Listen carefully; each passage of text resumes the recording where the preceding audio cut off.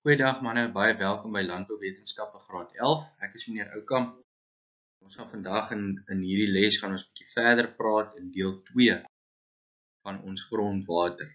In ons eerste deel van grondwater het ons gepraat oor die verskillende soorte grondwater en jy het onderskei tussen kapillêre water, vrywater, hygroskopiese water, weekwater en dooie water.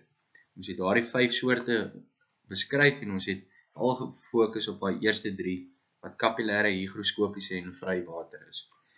Nou dat jy dit onder die knie het ons toe begin kyk na die beweging van grondwater, hoe hierdie water in die grond dan beweeg. En die eerste tipe beweging waarna ons gekyk het is kapillêre beweging van water. En dit gaan spesifiek oor die opwaartse beweging en die sywaartse beweging van water. Spesifiek om beskikbaar te raak dan ook vir plante. En die volgende een waarna ons gaan kyk en spesifiek ook gaan fokus in vandag se les is dan die perkolasie van water. So jy kan jou handboek vir my oopmaak asseblief op bladsy 48 sodat ons dan daar sommer saam deurgaan. Ons 'n paar goedjies wat jy vir my gaan moet merk, onderstreep en byskryf. En dan is daar 'n klompie vrae wat ek wil hê jy ook vanaf hierdie slides moet afskryf en 'n klomp antwoorde wat ek dan vir jou saam met dit gaan gee. Wat baie belangrik is want ek gaan dit vir jou in 'n vraestel byvoorbeeld kan vra. So op bladsy 48 by B, perkolasie van water, kan jy sommer daarso onderstreep. Hulle sê ons noem dit ook syferwater of vrywaterbeweging. En dan sê hulle ook dit staan ook bekend as die versadigde vloei van vrywater. Nou dit behoort al klaar vir jou ietsie te sê as ons praat oor vrywater in die rigting waarvan hierdie water dan ook sal beweeg. Ons weet klaar dat vrywater is 'n versuipte toestand wat ons kry in grond. So met ander woorde, dis water wat meeste van die tyd of eintlik altyd dan gaan afwaarts beweeg. By die volgende paragraaf kan jy daarso merk die tempo waarteen water deur die grond sal beweeg word bepaal deur die vermoë van die grond om water te gelei. Nou gee hulle vir jou die voorbeeld, gronde wat 'n grouwe tekstuur het, soos byvoorbeeld sandgrond wat ons weet baie makroporee het, sal water vinniger gelei as gronde met 'n fyn tekstuur soos byvoorbeeld 'n tipe kleigrond. Dan sê hulle vir jou die benattingspatroon van 'n grond word bepaal deur nommer 1 die infiltrasietempo en nommer 2 die permeabiliteit van die grond. En permeabiliteit gaan oor die deurdringbaarheid. Hulle sê vir jou daar in hakies dit het te doen met die dreinering. En permeabiliteit gaan oor hoe hierdie water die vermoë het om die grond te deurdring tot in die laer laag. En dan gaan dit spesifiek met ander woorde dan oor die dreinering. Hoe beweeg hierdie grond dan nou so deur, hierdie water dan nou so deur hierdie grond. En jy kan daar aan die regterkant kyk, op bladsy 49, wys hulle vir jou daar 2 voorbeelde van hoe daai benattingspatroon gaan lyk. Ek wys ook sommer vir jou hierso 'n grond wat byvoorbeeld 'n grouwe tekstuur het, soos aan die linkerkant. Kan jy sien, gaan die water baie makliker kan deurdring, kan deurbeweeg, kan dreineer, as wat byvoorbeeld aan die regterkant gesien kan word met 'n fyner tekstuur, iets soos byvoorbeeld 'n kleierige grond. So ek kan vir jou nou byvoorbeeld met hierdie 2 paragrawe vra, beskryf elk van die volgende 2 faktore ten opsigte van perkolasie van water of die syferwater. Die tempo waarteen die water deur die grond sal beweeg en dan die benattingspatroon. Dan gaan jy vir my daai 2 paragrawe dan kan neerskryf. Hulle sê dan vir jou hierdie beweging van water geskied as gevolg van 2 kragte. Eerste een is gravitasiekragte en dan die kapillêre kragte. Ons weet kapillêre kragte het dan nou ook te doen met adhesie en kohesie kragte. En die proses van die versadigde vloei van water hou aan solank as wat water toegevoeg word en daar geen beperkende laag dan in die grond is. So ek gaan vir jou vra watter 2 faktore sal bepaal hoe lank die versadigde vloei van water sal aanhou. Gaan jy sê die hoeveelheid water wat toegevoeg word, hoe langer die reën aanhou, of hoe meer die besproeiing is wat ons toedien, hoe langer sal hierdie proses dan aanhou. En solank daar nie 'n beperkende laag van grond is, soos 'n ploegbank nie, waarop hierdie water dan kan gaan neersit, as ek dit so kan sê, en dan sal opdam en dan sal ons dan op die ouende versadiging op die ouende dan kry. Die volgende lysie moet jy dan ook baie goed ken. Dis die faktore wat die hoeveelheid water wat afwaarts beweeg in die grond, sowel as die snelheid waarteen die water afwaarts beweeg beïnvloed. Nommer 1 weer eens, ek het dit kortliks net daar opgesom, die hoeveelheid water wat toegevoeg word, die waterkapasiteit wat vir jou sê dit is die vermoë van die grond om die water vas te hou, die infiltrasiekapasiteit, dit het te doen met jy kan vir jou daar byskryf die opneembaarheid van die vrywater deur die grond. Infiltrasiekapasiteit of die infiltrasievermoë van grond gaan oor hoe maklik neem hierdie grond dan natuurlik water op. Jy kan nou gaan dink as jy op sandgrond 'n emmer water gaan uitgooi, hoe vinnig infiltreer daai water die sand. Teenoor as ek byvoorbeeld 'n kleiagtige grond het en ek gooi water daarop, dan gaan dit 'n hele rukkie neem voordat daai hele emmer water opgeneem word dan of ingefiltreer word in die grond. En die laaste een is dan ook die dreineerbaarheid van die ondergrond. Met ander woorde, is daar 'n ploegbank, is daar 'n laag wat hierdie water keer of is dit dreineerbaar? Met ander woorde, die ondergrond gaan toelaat dat die water verder afbeweeg. En dan natuurlik, soos ek klaar gesê het, baie belangrik, hierdie faktore word bepaal deur nommer 1 die grondtekstuur en die grond se struktuur. Baie belangrik. Dan gee hulle gaan vir jou 'n voorbeeldjie gee. Ons gaan hom saam deurgaan. Ek wys sommer net weer hier vir jou. Hier gee hulle sommer vir jou net die dreineerbaarheid van die verskillende tipes grond. Ons weet nou al hoe dit lyk. En hulle gee dit sommer vir jou hier met hierdie voorstelling oor die hoeveelheid druppeltjies wat toegevoeg word en die wat dan deur beweeg deur die grond as gevolg van die dreineerbaarheid waarna jy dan ook daar kan kyk. Die voorbeeld wat hulle vir jou gee, faktore wat die perkulasie snelheid van grond en hier gee hulle die voorbeeld van 'n kleigrond met 'n fyn tekstuur belemmer. En ons het nou vir mekaar ook in hierdie voorste gedeeltes gesê watter faktore is belangrik. Ons gaan dit nou net deurgaan met hierdie voorbeeld. Hulle sê daar die kleigrond se perkulasiesnelheid van water is swak, dit weet ons dan. Onthou ons dink aan grondstruktuur en tekstuur spesifiek dan ook hier. En dis as gevolg van fyn kolloïdale gronddeeltjies wat die poree verstop. Die barste sal dan aanvanklik water vinnig laat perkuleer, maar sodra hierdie deeltjies, hierdie kolloïdale deeltjies dan daar vas sit en toeswel, verminder die perkulasie dan weer. As gevolg van die afwesigheid van 'n krummelstruktuur en gevolglik die afwesigheid dan ook as gevolg daarvan van makroporee en die fyn tekstuur van die grond, vind ons dan dat dreinering swak plaasvind. Ken hierdie 5 punte. Dis belangrik dat jy dit so kan opnoem, sodat jy al die punte kan kry as ek dit vir jou so sal vra in 'n vraestel. Hoekom doen ons dit so stapsgewys dat jy kan sien wat ons bedoel daarmee? Kleigrond dreineer water swak. Hoekom is dit so? Jy moet dit so puntsgewys kan opnoem sodat jy verstaan waar dit vandaan kom en hoekom ons sê dit so kan gebeur. Dan gee hulle vir jou hierdie 2 voorbeelde. Hierdie prentjie wat ek op die slide het is 'n bietjie onduideliker as die een in jou handboek. Hulle praat daaroor die diepte en die perkulasiesnelheid van water in sandleem en in kleileem.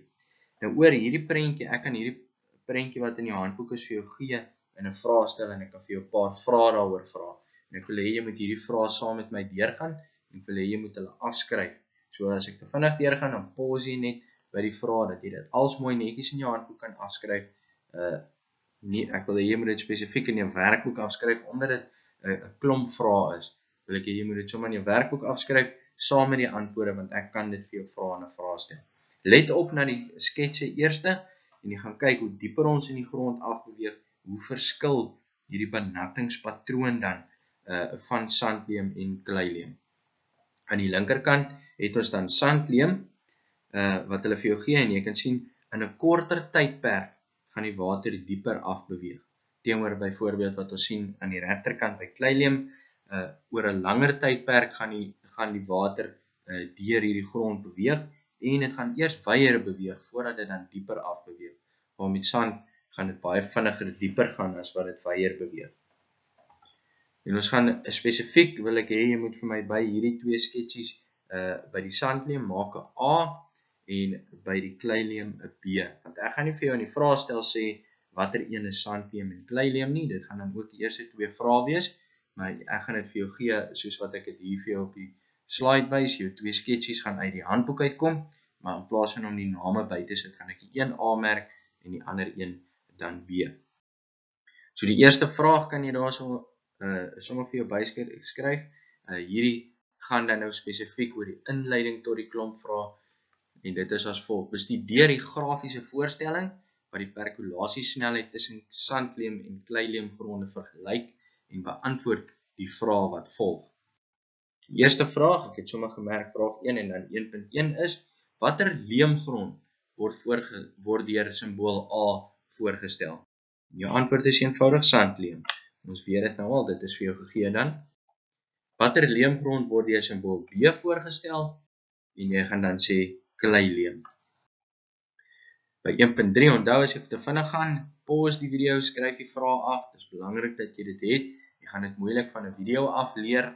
Skryf dit eerder in jou werkboek. Maak 'n nota dat dit op bladsy 49 is by daardie sketse, sodat jy al die werk dan bymekaar het. Vraag 1.3 sê hulle, by watter 1A of B sal drupbesproeiing nie aanbeveel word nie? En dan moet jy redes daarvoor kan gee. By watter 1A of B sal drupbesproeiing nie aanbeveel word nie? En ons antwoord is A, met ander woorde by sandleem. Hulle sê die water beweeg, hierdie is jou redes, jy kan dit so afskryf. Die water beweeg hoofsaaklik reguit af in die grond onder die druppers in. Met ander woorde, kyk daarso na daardie sketsie by sandleem, beweeg nie sywaarts nie, water beweeg reguit af. Daar's min sywaartse beweging van die water in die grond as gevolg van min mikroporeë in die grond. Die druppers moet dus gevolglik naby aan mekaar geplaas word en gevolglik styg jou uitgawes aan die installering van 'n besproeiingsstelsel per hektaar.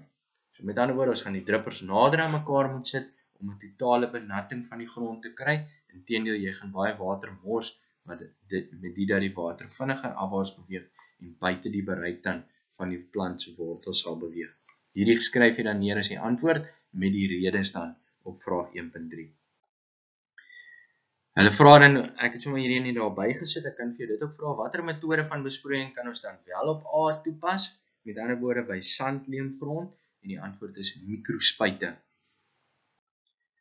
1.4 vra hulle, by watter 1A of B sal drupbesproeiing dan wel aanbeveel word, en dan moet jy redes daarvoor gee. Jy weet nou al, dit sal by B wees, by 'n kleileemgrond, en die redes kan jy daarso byskryf. Die sywaartse beweging van water onder die druppers is goed, as gevolg van baie mikroporeë. Die druppers kan verder uit mekaar geplaas word. Die besproeiingsintensiteit van die water moet deur middel van geskeduleerde besproeiing toegepas word, omdat die vertikale beweging van water onder die druppers stadig is en versuipte toestande kan dan ontstaan. Die uitgawes aan die installering van die besproeiingsstelsel is dan ook laer per hektaar, omdat ons dan hierdie druppertjies dan verder uit mekaar uit kan spasieer. 1.5 vra hulle vir jou, by watter 1A of B sal vloedbesproeiing aanbeveel kan word, mits daar dan nou voldoende water beskikbaar is. Ons probeer wegbeweeg van vloedbesproeiing, omdat dit so baie water mors, maar as ek nou moet vloedbesproeiing kon toepas, en ek het genoeg water, sal ek dit dan nou by A of B doen. Die antwoord is A. Hoekom so? Want die waterinfiltrasie is baie goed. Daardie opneembaarheid van die water. Met ander woorde, as ek nou water oor hierdie grond gaan laat loop, wil ek nie hê die water moet net wegloop nie. Die beste tipe grond gaan nou by sandgrond wees, omdat die water dan vinnig opgeneem kan word deur die sandtipe grond. 1.6 vra hulle maar net weer, ek kan dit ook so vir jou vra, by watter 1A of B sal vloedbesproeiing nie aanbeveel word nie. Jy weet dit is by B, en hoekom? Want die waterinfiltrasie is dan baie swak. By 1.7 vra hulle, watter grondtipe A of B het die grootste waterkapasiteit?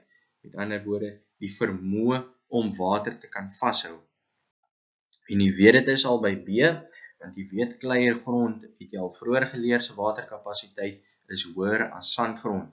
Die rede daarvoor is, dit bevat baie mikroporeë en kolloïdale deeltjies. Onthou die kolloïdale deeltjies wat dan help om die grond, om die water dan in die grond te hou. 1.8 kan jy daarso neerskryf, watter grondtipe A of B se dreinering gaan die beste wees? Jy gaan sê A, ons weet dit al, jy het geleer dat sandgrond die beter dreinering het. Ons het in die vorige gedeelte gekyk hoekom dit so is. En hoekom sê ons sommer net kortliks, dit besit 'n growwe tekstuur en daarom dan ook baie makroporeë, soos ons onder aan bladsy 48 reeds onderstreep het. Wys ek sommer net, dis die einde van die vraag, die beweging van water, onthou net, ons werk met hierdie perkolasie van water, ander woorde die inbeweging daarvan, en hier wys ek sommer vir jou net eenvoudig hoe die hele waar die perkolasie van water dan ingesluit word in die hele water, die siklus van water dan, wat ons dan hier kan sien. Die laaste dingetjie wat jy net vir my daar moet byskryf, en is belangrik vir die volgende gedeelte van die werk wat ons gaan onderstreep, is wat is die versadigingspunt van grond? Met ander woorde, as ons dan nou sê, goed, hierdie water beweeg nie meer deur die grond nie, hierdie grond raak dan nou versadig. So perkolasie gaan nou nie meer plaasvind nie. Jy sommer net hierdie 4 punte daar byskryf. Dit word nie in jou handboek gegee nie. Ek het dit sommer op bladsy 49 onder daai sketse net bygeskryf. Jy kan dit vir jou daar byskryf. Versadigingspunt van grond. Water bly staan op die oppervlakte. Dis wat ek gaan sien. Al die poree is dan vol water. Daar is geen lug meer in die grond nie, en ons gaan dit dan beskryf dat die grond is versuip. Onderaan bladsy 49 kan jy daarso merk, hier is 'n belangrike gedeelte van die werk wat ons gaan doen. Jy moet dit baie goed ken. Jy moet weet wat beteken veldwaterkapasiteit. Jy kan daar onderstreep. Dit is die vermoë van grond om 'n bepaalde hoeveelheid water vas te hou teen swaartekrag, nadat die grond volledig met water versadig is, na langdurige reën of swaar besproeiing en nadat dreinering plaasgevind het. So as ek reën gehad of swaar besproeiing gegee, die grond het klaar dreineer, die water is uitgedreineer, en dan is daar 'n sekere hoeveelheid grond wat water wat vasgehou word teen swaartekrag.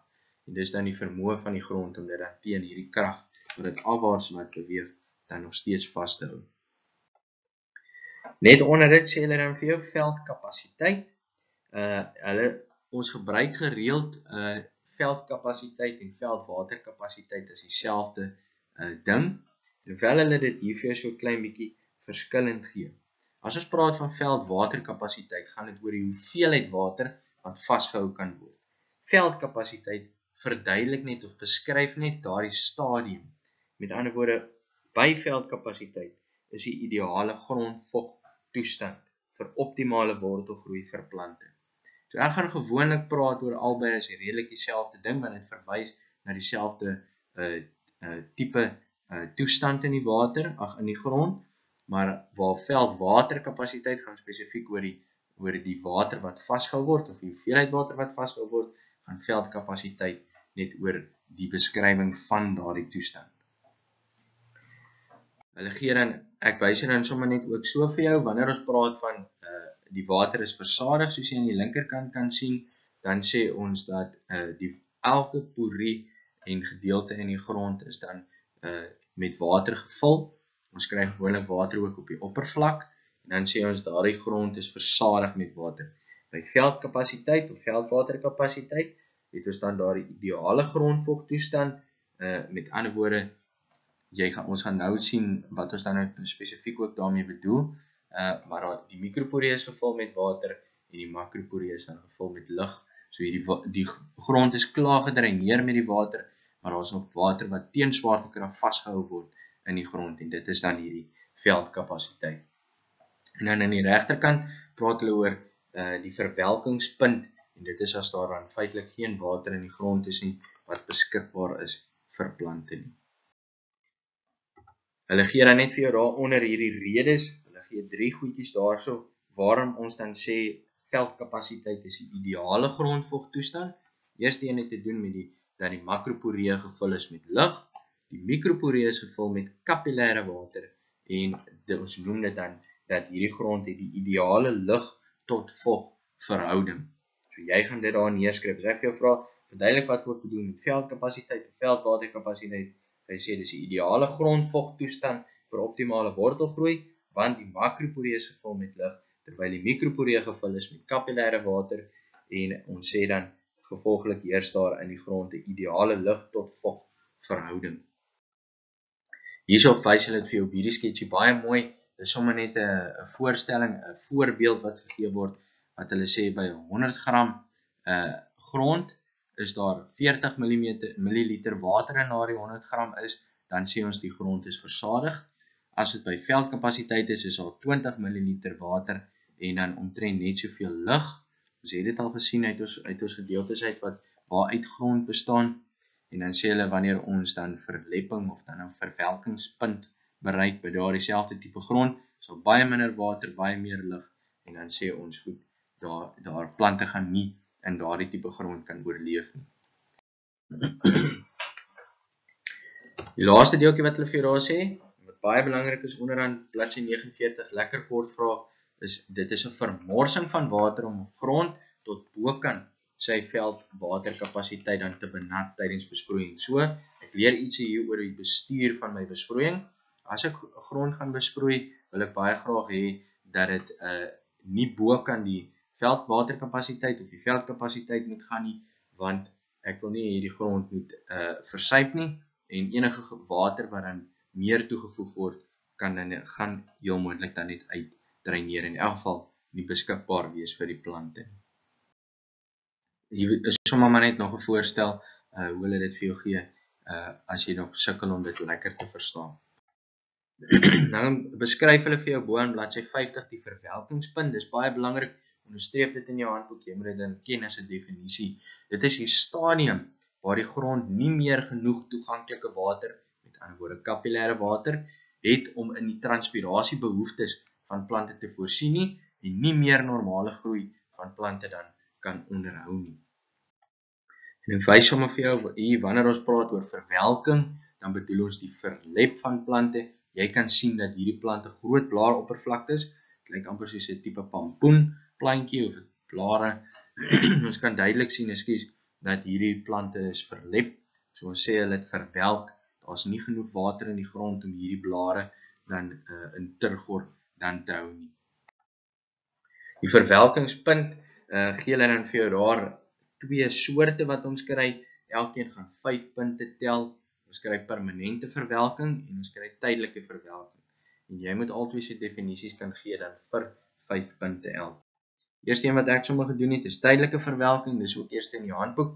So jy kan daar onderstreep, plante toon tekens van verwelking tydens die warm tye van die dag as gevolg van die verhoogde transpirasieverliese, maar die plante herstel dan weer wanneer dit in die koeler tye van die dag is.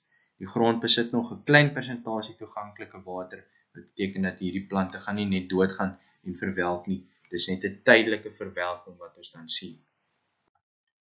Teenoor permanente verwelking wat ons sien, is waar plante vertoon verwelking tydens die warm en die koeler tye van die dag, omdat daar nie meer genoeg toeganklike, met ander woorde kapillêre water in die grond is, om die normale groei van plante te onderhou nie, en in die transpirasiebehoeftes dan van plante te voorsien nie. Die onderste puntjie by die NB kan jy ook merk, die grond bevat in hierdie stadium slegs dooie water. En dit is mos nou die persentasie water wat hygroskopiese water en weekwater uitmaak. En ons weet dat hygroskopiese water en weekwater ontoeganklik is vir plante.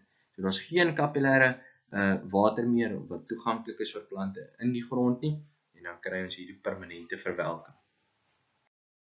Hier wys hulle dit sommer net vir jou, die verskillende stadiums in die linkerkant weer eens versuipte toestand.